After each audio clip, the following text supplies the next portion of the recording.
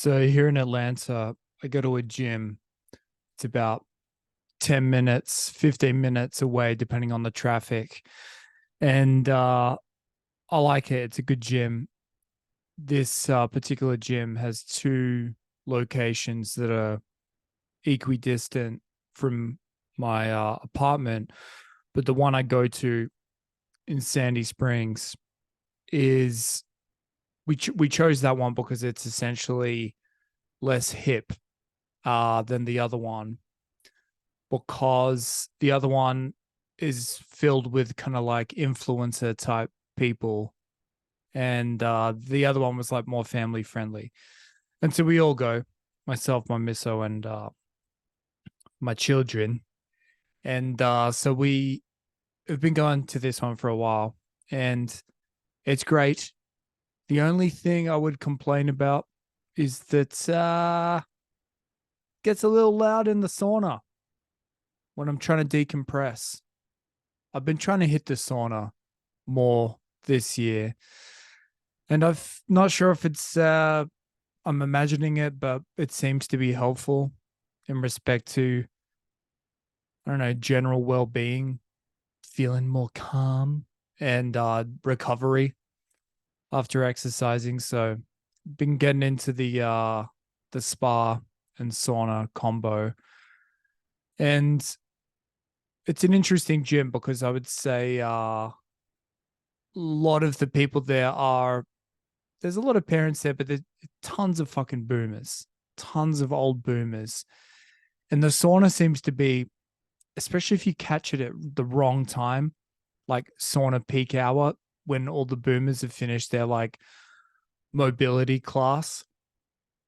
A lot of them like to go down to the sauna, and then they just love talking up a storm. And what's interesting is just the lack of self awareness. There are no rules in terms you can't talk in a sauna, but I think it's kind of like it's an unspoken thing, right? That you're in a hot, sweaty environment. And I guess some people are in there for different reasons, but generally it's kind of like a place where you're focusing on your breathing and just trying to kind of get through it and stick it out as long as you possibly can. And so for me, I'm just gonna err on the side of shut the fuck up. And that's what most people under the age of 50 do, but there's something about the older ones in there. Probably is because they have this class together. And when they're in class, they maybe get like a couple minutes to kind of shoot the shit but before class. And then the class begins. They're huffing and puffing, then they go home. It's kind of like when you're a kid and then you go to the movies with your high school buddies. You really want the hang, but the movies is like 2 hours of you sitting in the dark, not talking, and 5 minutes before the movie, 5 minutes afterwards of talking. So you get home after a 3 hour activity, and you're like, well, I got out of the house. I got to see my friends, but I spoke with them for 10 minutes. And I got to see Corky Romano. That was cool. But yeah, so maybe that's why they're talking up a storm, because they want to kind of like catch up and socialize. So anyway, the way I handle it is I generally have my headphones on. I'm listening to a podcast regardless. And I'm the type of person where it's like, if you're annoying me in public and you're not doing anything egregious, you're not kind of like using threatening language or intimidation. If it's just kind of like, if you're just being a bit of a loud douche, you'll never know that I'm upset with you.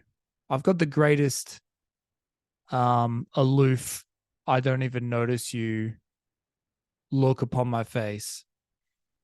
It's kind of like when you're on a, it's happened to me a couple of times on airplanes where I've used the recliner, and that's going to be a whole separate episode whether that's kosher or not.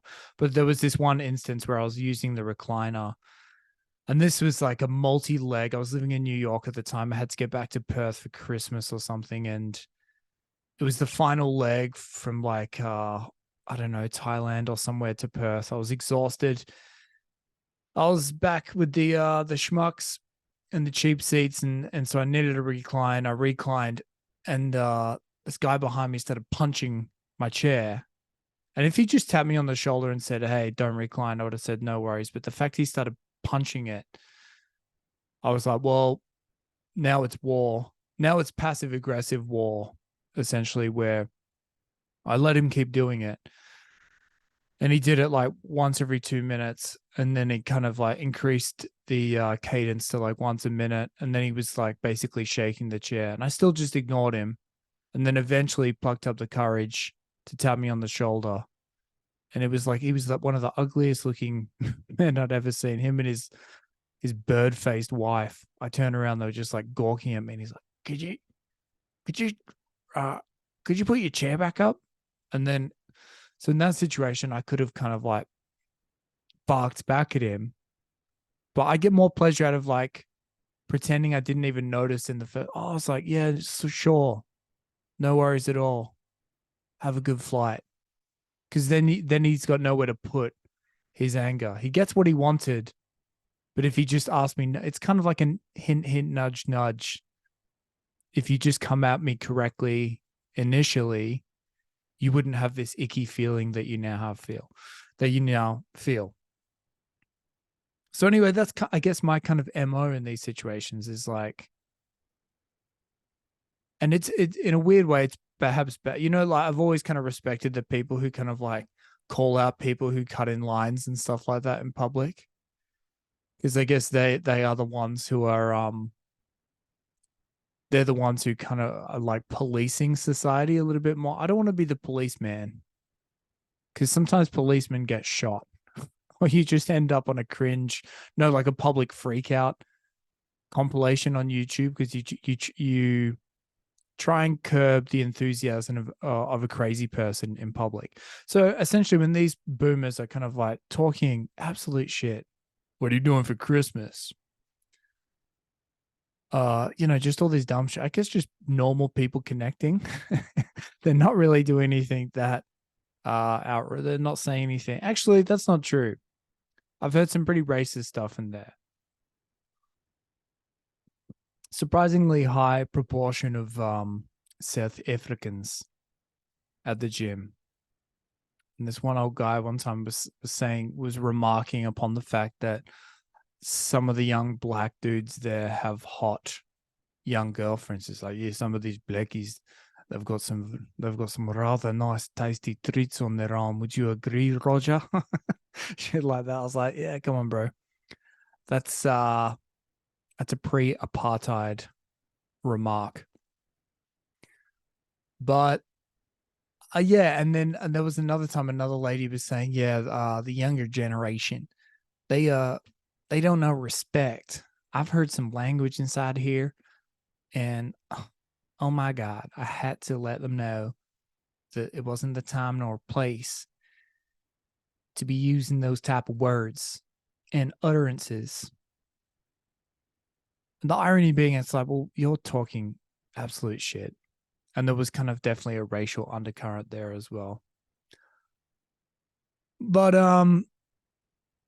anyway, it's an interesting environment, and it's, I guess, a case of like, I'm listening to these conversations, there's people catching up, and there's a part of me where it's like, why do people need this?